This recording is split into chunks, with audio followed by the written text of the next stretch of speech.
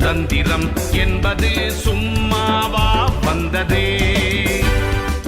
பிளாசி முதல் செங்கோட்டை வரை உரை ஓவியம் என்பது சும்மாவா வந்ததே. இளவயதில் சுதந்திர போராட்ட வீரராகவும் முதிய வயதில் சந்நியாசியாகவும் வாழ்ந்த எருக்கூர் நீலகண்ட பிரம்மச்சாரி, வாவேசு, பாரதியார், வஉசி, சிவா என இவர்கள் வாழ்ந்த காலத்தில்தான் பெரும் புரட்சி வீரராக திகழ்ந்தார் என்று படித்திருக்கிறேன். அவர் ஏற்படுத்திய தாக்கம் எப்படி இருந்தது தாயே? மகனே சிவா, வங்கப் பிரிவினைக்கு பிறகான காலத்தில் ஒவ்வொருவரும் ஒவ்வொரு விதத்தில் தங்களது எதிர்ப்பை வெளிப்படுத்தினார்கள். நீலகண்ட பிரம்மச்சாரி தன்னை ஒரு புரட்சி இயக்க நாயகனாகவே வெளிப்படுத்தி கொண்டான். இளம் வயதிலேயே ஒரு புரட்சி இயக்கத்தை தொடங்கி அதில் 20,000க்கும் மேற்பட்ட வீரர்களை சேர்த்து பிரிட்டிஷாருக்கு எதிராக போராடத் தொடங்கினான். 1911 மணியாச்சி ரயில் நிலையத்தில் வாஞ்சிநாதனால் கலெக்டர் ஆஷ் சுட்டுக் கொல்லப்பட்ட வழக்கில் முதல் குற்றவாளியாக சேர்க்கப்பட்ட போதுதான் நீலகண்டனின் பெயர் நாடு முழுவதும் பிரபலமடைந்தது. 1889 டிசம்பர் 4 சீர்காழியை அடுத்த எருக்கஞ்சேரியில் பிறந்தான் நீலகண்டன். 2 தம்பிகள், 5 தங்கைகள் கொண்ட பெரிய குடும்பம். வறுமையில்தான் வளர்ந்தான். சீர்காழி இந்து உயர்நிலைப் பள்ளியில் 4ஆம் ஃபாரம் படித்தான். திடீரென ஒரு நாள் எவருமே அறியாதபடி திருவனந்தபுரம் சென்றான். அங்கே ஊட்டுப்புரை எனும் இலவச உணவு சத்திரத்தில் தங்கினான். சில காலம் அங்கேயே கழிந்தது. பிறகு மதராஸ் வந்தான். திருவல்லிக்கேணி சிங்கராச்சாரி தெருவில் TUCSல் வேலை செய்தான். அந்த நேரத்தில்தான் வங்கப் பிரிவினை நடந்தது. தொடர்ந்து நாடு முழுவதும் கொந்தளிப்பு ஏற்பட்டது. பிபின் சந்திரபால் சென்னை கடற்கரையில் தொடர்ச்சியாக பல கூட்டங்களில் பேசினான். அவற்றை கேட்ட இளைஞர்கள் பலர் புரட்சி வீரர்களாக மாறினார்கள். அவர்களில் நீலகண்டனும் ஒருவன். நீலகண்டன் தன் பெயருடன் பிரம்மச்சாரி எனும் பெயரையும் சேர்த்து கொண்டான்.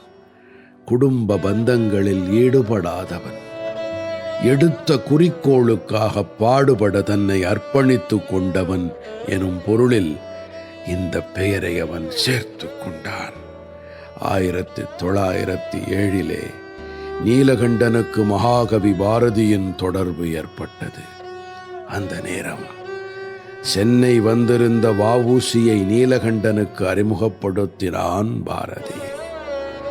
அவனது சுதேசி கப்பல் கம்பெனியின் பங்குகளை விற்றுத் தருவதாக நீலகண்டன் உறுதியளித்தான். ஆனால் அதை முழுமையான அளவில் அவனால் செய்ய முடியவில்லை. வங்க புரட்சியாளன் சந்திரகாந்த் சக்கரவர்த்தி சென்னை வந்தபோது பாரதியே நீலகண்டனை அறிமுகம் செய்து வைத்தான். அவன் நீலகண்டனை தனது புரட்சி இயக்கத்துக்கு ஏற்றவனாக கருதி தன்னுடன் இணைத்து கொண்டான். 1908 சந்திரகாந்த் சக்கரவர்த்தியின் தொடர்பால் திருநெல்வேலி, தூத்துக்குடி ஆகிய இடங்களில் இரகசிய இயக்கமான அபினவ பாரத இயக்கத்தை தொடங்கி வைத்தான். இதில் இளைஞர்கள் பலர் சேர்ந்தார்கள். இதனால் நீலகண்டனை இரகசிய போலீசார் கண்காணிக்க தொடங்கினார்கள்.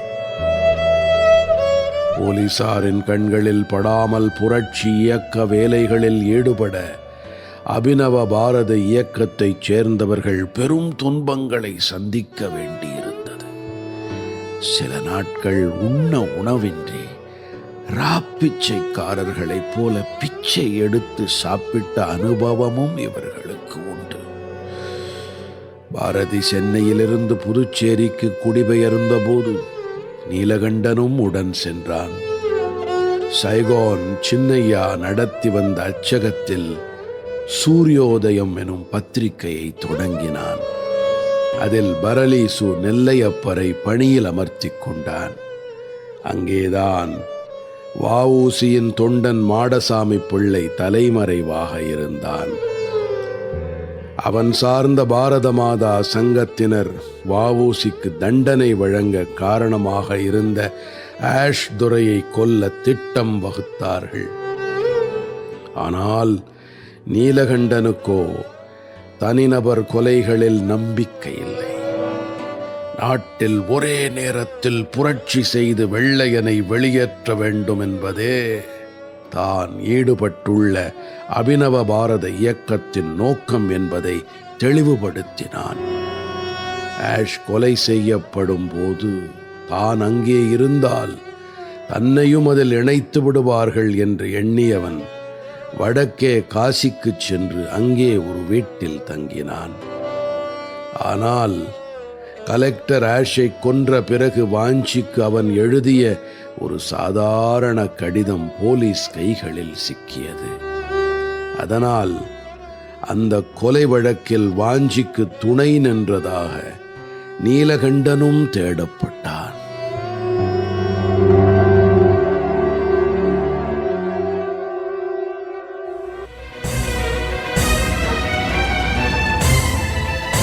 பிளாசி முதல் செங்கோட்டை வரை உரை ஓவியம் கேட்டீர்கள். எத்தனை எத்தனை தடியடியை தாங்கினர், எத்தனை எத்தனை செக்கிழுத்து வாடினர். தூக்கு மேடை ஏறி நின்ற காளையர்கள் எத்தனை, தாக்குகின்ற குண்டி